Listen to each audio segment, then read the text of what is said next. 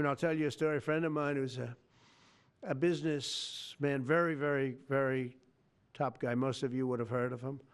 A highly neurotic, brilliant businessman, seriously overweight, and he takes the fat shot drug.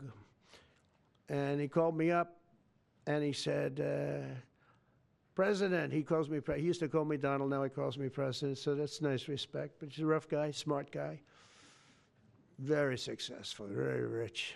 I wouldn't even know how we would know this, but because he's got comments. President, could I ask you a question? What? I'm in London, and I just paid for this damn fat drug I take. I said, it's not working. He said,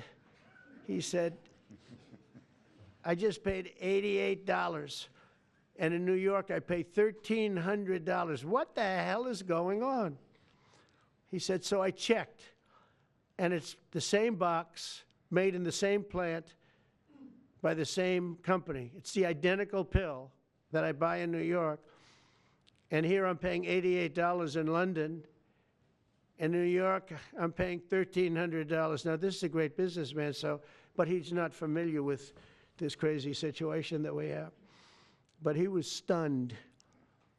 But it was just one of those stories. And I brought it up with the drug companies, represented by somebody who's very, very smart, good person too.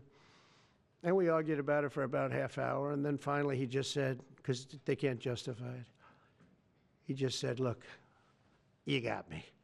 You got me. I can no longer they've been justifying this crap for years. They said, oh, it's research and development. Well, I said, well, research and development, other countries should pay research and development too. It's for their benefit. It was just one of those things. And the other countries would set a price, and they'd meet the price, and they'd say, if you don't meet the price, you can't sell it in our country. I said, well, then you walk away, and they'll call you back, and they'll sell it in the country. But now they'll have to do that.